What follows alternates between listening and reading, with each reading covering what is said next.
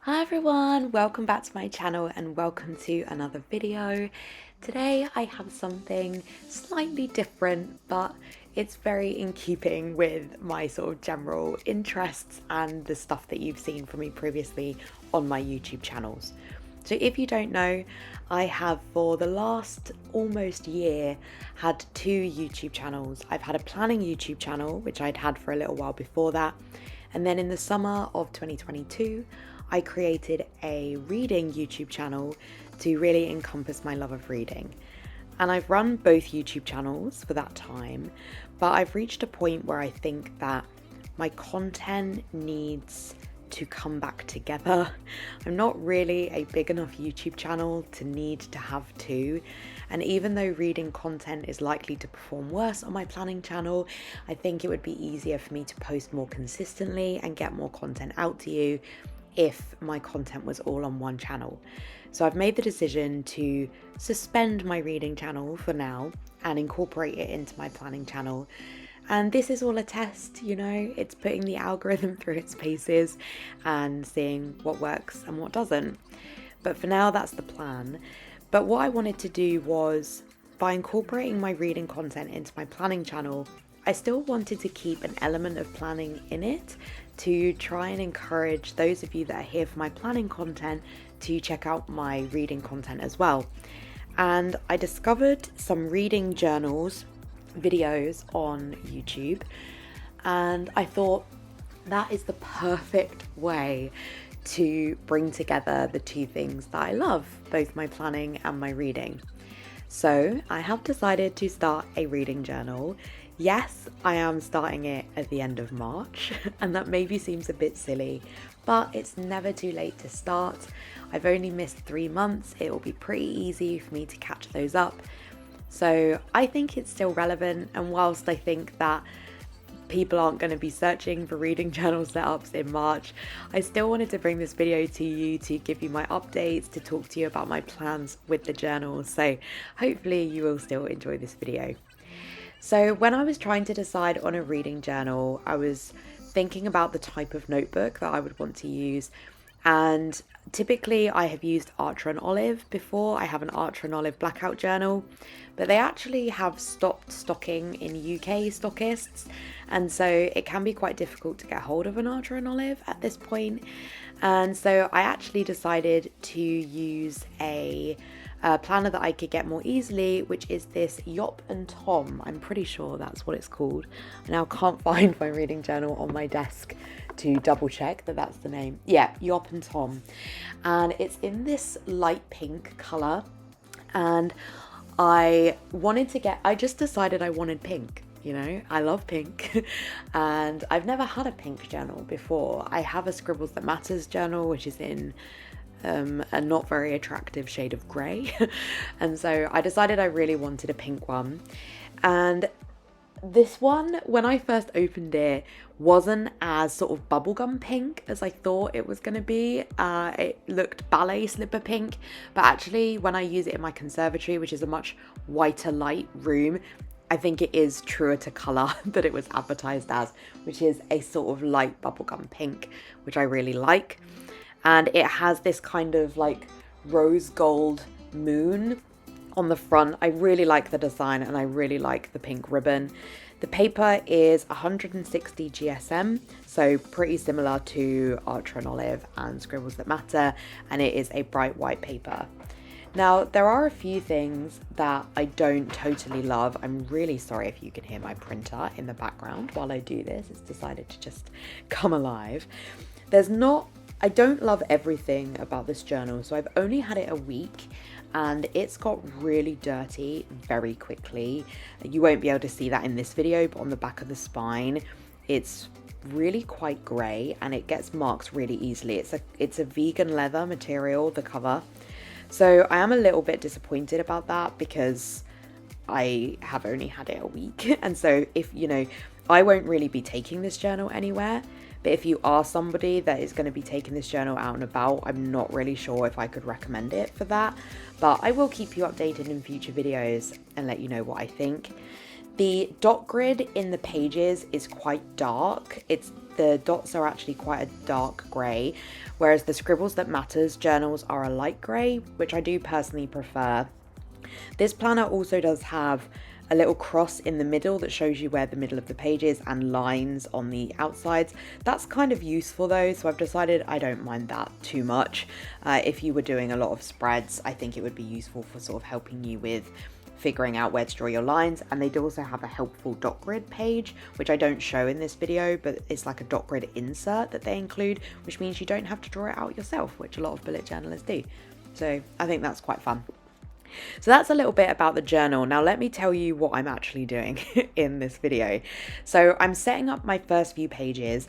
In terms of the theme that I wanted to go for, I really wanted to do a Heartstopper theme, because if you don't know, Heartstopper is my favorite book series, well, graphic novel series. I absolutely love it.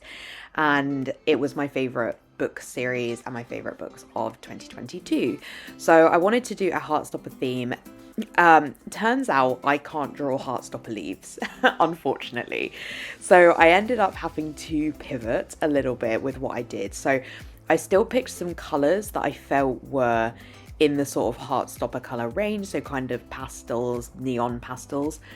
And it was really difficult to decide which pens to use. I really wanted to use my mild liners because I bought them to use in a different planner I'm not using right now, but the colours just didn't come out as pastel as I wanted. They were a bit more neon or too dark. And if you were paying attention, you'll see that when I was colouring in that sticker, I actually ended up using the darker, I used the Tombow and the pink was too dark. So then I switched to mild liners, and I love my mild liners. They're a true trusty pen and I think that they look much better. They're a lot more the vibe that I was going for. But when I tried to then colour over the Tombow with the mild liner, I don't know why I didn't think this would happen, but it just went very dark pink. And so I ended up using my white Jelly Roll gel pen to sort of dull down the pink, which actually worked really well. So I'm pretty happy with how that turned out. So that's my general colour scheme, just to give you that idea. The stickers that I used on the first few pages are from the Coffee Monsters Co. I'd actually meant to use those in my Hobonichi, but I've dropped the Hobonichi for now, so I decided I would actually use them as their 2023 stickers and put them in the reading journal. The front page, the 2023 cover page, I used a sticker from Thumbelina Print. I haven't really shopped with them before, but I'm so impressed with the range of stickers that they have. They had really focused on making stickers to help you make your bullet journal a little bit easier. So really, really helpful. And so I bought the stickers to sort of make a border, and I'm really happy with how that came out. I probably could have drawn something like that, but I'm not really a drawer. I mean, the fact that I can't even draw Heartstopper leaves well, I just don't really have talent in drawing. And I wanted this reading journal setup to be quite easy. I wanted it to be simple. If anybody did watch it and decided they wanted to set up a reading journal, I wanted to sort of show them that you can make something that's quite cute without too much effort. And so, yeah, I would really recommend Thumbelina Print for the stickers that they have. And it shipped very quickly. The stickers arrived within 2 days and they shipped the day after I bought them. So super impressed with that.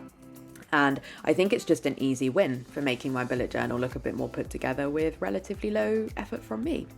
So the page after my cover page is the page that I'm just showing here on screen, but we are about to turn to my next set, but I'll talk you through this one first. So I'm planning to read 100 books in 2023.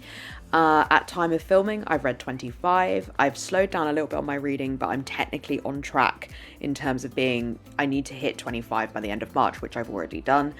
But I was really far ahead and now I'm just on track, and I'm worried that I need to be working a bit quicker if I'm going to hit 100. But anyway, if I don't, it's okay. But I wanted to have a spread to track my 100 in 2023, and this is where the Heartstopper leaves really come into their own. I wanted to draw 100 Heartstopper leaves and colour them in. I've watched a lot of reading journal videos and a lot of people draw squares, and that looks cute, but I wanted to do something that was a bit more me. So what you don't see in this video, because I did it off camera, was that I spent about 2 hours trying to draw Heartstopper leaves and I just really didn't like how it looked. So I bought this Heartstopper pattern from Etsy, which I will link down below. And then in which program would I have used it in? I don't know. Oh, Canva. On Canva, I messed with the opacity, I think, of the leaves and made them basically black and white. There were actually only like 92 or 90 or something leaves on the design. So I then had to manually go in, copy and paste the image again, crop it down to like one leaf and add them along the bottom to make it to 100. I don't think you can really tell. They look a bit more gappy because I was sort of cropping squares and it was a little bit complicated, but I think it looks fine. I don't really think you can tell unless I tell you. And I then cut round that with my scissors, so I just kind of, so that it wasn't just square, I like cut round the leaves to make it a bit more visually interesting. And then I made the decision to cut the leaves in half, the page straight in half. I kind of wish I hadn't done that. I wish I'd just stuck it along the spine and let that fold, but I was worried that the pages weren't going to fold, so it's okay. I don't love that as much, but I think it looks okay on the page. And I then added a few what I thought was going to be silver little stars around the outside, and I don't really like that. But it's okay, you can't really massively tell. And then on the left hand side I had the colours that I'm going to have. So I'm going to colour each book in based on the genre of the book, so that visually at the end of the year I can see what genres I read the most, which I will be romance, but you know, maybe I'll surprise myself. But I read quite a lot of manga and graphic novel as well, so that's also a category on there, which is not a genre, it's a type of book, but it's fine. I wanted to not just have one colour, you know, I didn't want it to like all be romance. In terms of what I'm doing for the titles, I'm just doing simple capital letters and then writing over them with my Sharpie S-Gel 0.7 in a cursive font. I'm not very creative when it comes to titles, and those are the titles I know I can do that I think visually look the best of what I can achieve. So that's what I did there. Then on the page that we're doing on screen now, this is my bookshelf tracker, because I just love these in reading journal videos. I think they're so effective, really pretty, and I really wanted to do my own. So I, again, didn't really want to draw my own because it was my first time doing one of these. And so I bought this from Thumbelina Print, and I bought one of the shelf pages, and then I bought 3 like book extension pages that she offers. Now, admittedly, I think I really underestimated how many books I could fit, because the books have a small like bleed around the outside because the books are a sticker. And so I decided that, you know, next year if I did this again, I would buy 2 of the bookshelves and then 2 of the extenders, because I had to draw my own bookshelves on the right hand page. It looks much better on camera than it does in real life, but it's fine. I'm really trying to sort of not be a perfectionist with this reading journal, because generally I am a perfectionist in, you know, most activities, and I wanted to not be. So I have decided to, you know, just let it be. And I'm going to be color coding the book, so I will color them in and then I will write the title of the book on top of the pen. I'm going to shade the books in first and then write on top to make sure there's no smudging. And what I do is which you haven't seen yet, but I have a color scheme. So I have like, I'm going to color code them based on what star rating I gave the book. So these 2 spreads do kind of duplicate, because you know, in theory they'll both have 100 books, but the other one won't have the title of the books on the Heartstopper leaves, and this one will have the title of the books.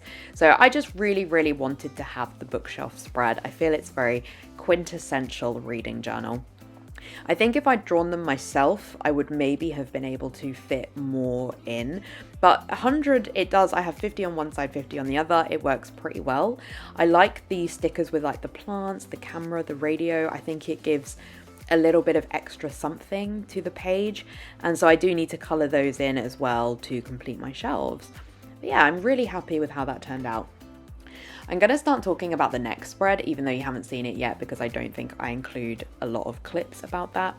But my next one is my series tracker. So I do have a series tracker spreadsheet, which is part of my CorePile spreadsheet. CorePile is a book rating system from Book Roast. But I decided to just include it in this journal, and what I decided to do was just split the page just shy of in half, On the left hand side, I write the name of the series. On reflection, I should have also been writing the name of the author because now I have to remember which series is which author, so I don't think I perfected this. But then on the right hand side, my plan is to put in a little heart for each book in the series, and then I will color code in, like just shade in the hearts when I've read them. And this is kind of, I've seen a few series trackers in reading journals. This is a bit of an amalgamation of various things, of like different people's reading trackers, but I hadn't seen the hearts done before, so that's a bit more unique to me. These are only series trackers where I own the series. So I haven't started the majority of these, but I do own the book. And I thought maybe it would motivate me to get through my physical TBR a bit more than just buying new books, which is typically what I do. And it actually was quite eye-opening because even though I have them on a spreadsheet, you know, you can scroll through a spreadsheet and then when you scroll down, it doesn't look as bad because you can't see the other ones. Whereas when you see it visually written down like this, you realize how many you have. And I actually did a double page spread for this and then started on the pages afterwards. And then I went away off camera to write in all of the series, and I actually need more. So I had to add a second series tracker with a double page spread in the middle. So note for 2024 Cat, if I carry this on, I need to leave more pages for my series tracker.